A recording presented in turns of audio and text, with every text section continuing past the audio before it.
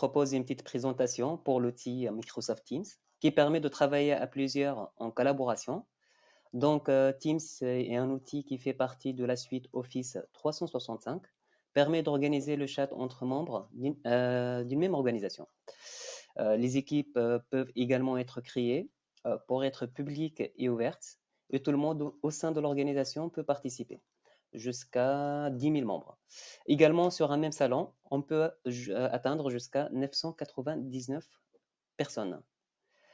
Donc là, je vous explique principalement ce qu'on peut faire. Donc là, j'accède à mon Teams. Donc on va commencer par la partie à droite, le profil. Donc, dans votre profil, vous allez trouver votre nom, votre prénom. Si vous voulez bien sûr mettre une photo, une image, juste une petite information par rapport à ça. Quand vous modifiez l'image, ça va prendre une synchronisation de 24 heures. Parce que beaucoup de personnes me demandent, Ahmed, j'ai changé l'image et il n'y a toujours rien. Donc la synchronisation, c'est 24 heures. Par rapport à ça, vous allez trouver les statuts disponibles, occupés, ne pas déranger, de retour bientôt, apparaître absent. C'est à vous de choisir. Ici, vous pouvez définir aussi le message de votre statut. Dans paramètres, donc quand je clique dans paramètres, vous pouvez, si vous avez mal aux yeux, donc vous pouvez choisir foncé. Et là, ça va changer. Par rapport aussi les notifications, principalement, vous pouvez gérer vos notifications. Par rapport aux appels, vous pouvez aussi choisir si vous voulez que la personne, si vous êtes injoignable, il fait un petit message vocal. Ça, c'est par rapport aux paramètres. Donc, pour moi, j'aime bien qu'il soit clair. Donc, je reviens par défaut. Voilà. À gauche, au niveau de l'onglet Activité, vous allez trouver les notifications des appels manqués, les messages vocaux et les réactions sur vos messages. Dans la partie Conversation, ici, vous pouvez avoir les conversations avec les différentes personnes qui appartiennent au même groupe de l'organisation. Après, on trouve l'onglet Équipe. Dans l'onglet Équipe, vous pouvez gérer vos équipes. Vous pouvez créer bien sûr l'équipe. Par exemple, dans l'équipe générale, ici, publication, vous allez trouver l'échange de conversation. Dans fichier, vous allez trouver vos fichiers partagés. Donc, n'importe quelle personne dans ce groupe, il peut modifier ce fichier. Là, vous allez trouver le nom, la modification, la date de modification et modifié par quelle personne. Donc, quand on clique sur Nouveau, vous pouvez rajouter des dossiers, des fichiers Word, Excel, PowerPoint, OneNote, ce que vous voulez. Ici, pour charger aussi des dossiers, c'est sur votre ordinateur. Donc là aussi, vous pouvez rajouter des applications, intégrer les applications à votre groupe, l'application utile dont vous allez travailler. Ça, c'est par rapport à l'équipe, les groupes. Dans l'onglet calendrier, on va trouver deux options. Démarrer une réunion ou nouvelle réunion. Donc, on va partir, si je clique, si je vais planifier, programmer une nouvelle réunion, donc je clique là-dessus, et du coup, je vais avoir tous les détails. Je peux mettre le titre, bien sûr, les participants dont la présence est obligatoire. Sinon, s'il y a des personnes facultatives, je peux cliquer sur présence facultative. La date, la position, si la réunion, elle sera une partie de télétravail, une partie dans la société. Vous pouvez désigner la salle. Par exemple, moi, je vais mettre Courbevoie. Et du coup, je peux avoir, voilà, je peux avoir les salles c'est-à-dire, on va dire, je vais choisir la salle qui me convient. Donc ça, c'est par rapport à la planification d'une réunion. Donc je retourne, fermé. Si je vais démarrer une réunion, donc je clique là-dessus. Je clique sur démarrer une réunion. Donc là, on va mettre réunion test. Donc déjà, j'ai utilisé mon arrière-plan. Là, c'est pas ma maison. Donc du coup, Bon, on va voir ensemble. Je clique sur rejoindre maintenant. On va voir les options. Donc ici, moi je suis l'organisateur. Donc si je veux rajouter des personnes, donc il faut juste taper le nom de la personne dans votre organisation. Donc, et je le rajoute. Et bien sûr, lui, ça va être sonné dans son outil Teams.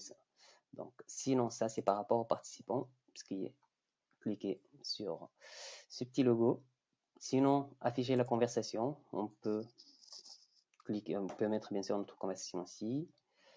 Par rapport, si nous sommes en fait beaucoup dans la réunion, et du coup, vous pouvez cliquer sur lever la main, et là, vous allez avoir la notification que cette personne, il veut parler. Du coup, je ne sais pas, l'organisateur ou la personne, il peut vous donner bien sûr la parole.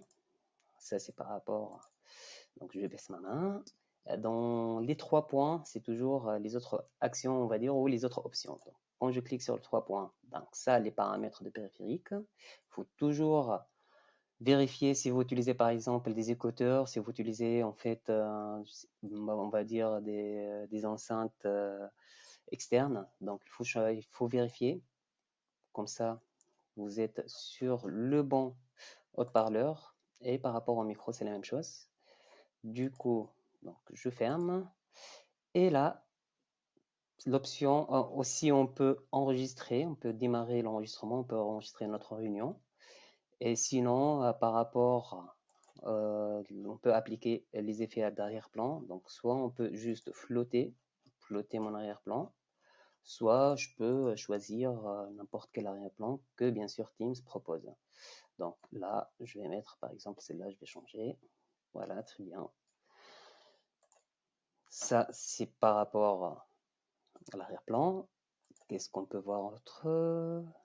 Donc, on a aussi le partage. Le partage, c'est très intéressant. Donc, si vous allez partager, vous pouvez partager soit tout votre bureau ou les fenêtres déjà ouvertes sur votre PC, les fichiers, sinon juste un tableau blanc pour expliquer un truc vite fait. Il y a une option très intéressante aussi. Cette option, en fait, c'est inclure le son de l'ordinateur si vous allez présenter une vidéo. Donc, il faut obligatoirement, bien sûr, cliquer sur cette option. Donc, voilà, donc, je retourne. Bon, bien sûr, et après, il faut partager soit la vidéo, soit si vous voulez, votre bureau. Donc, ça, voilà. Donc, je vais quitter. Du coup, là, on va avoir après l'onglet appel. L'onglet appel, en fait, on a dit dans l'activité, on va trouver les messageries, les messages vocaux, les appels manqués, les réactions sur vos messages. Ici, on va trouver en fait tout ce qui concerne les appels. Donc, vous pouvez trouver vos contacts, l'historique, la messagerie vocale. Vous pouvez lire aussi directement, soit en fait, vous pouvez rappeler la personne d'ici, supprimer ou mettre marqué comme lu, ce que vous voulez. J'ai oublié, en fait, il y a aussi un truc très intéressant par rapport à la conversation. Ici, par exemple, moi, je communique régulièrement avec une personne. Là, pour que ça sera plus facile, je clique sur autre option. Je peux l'épingler, par exemple. Et je mets dans la section épingler. Du coup, ça sera plus facile pour moi de contacter cette personne. Donc, voilà. Tout en bas, on va trouver application.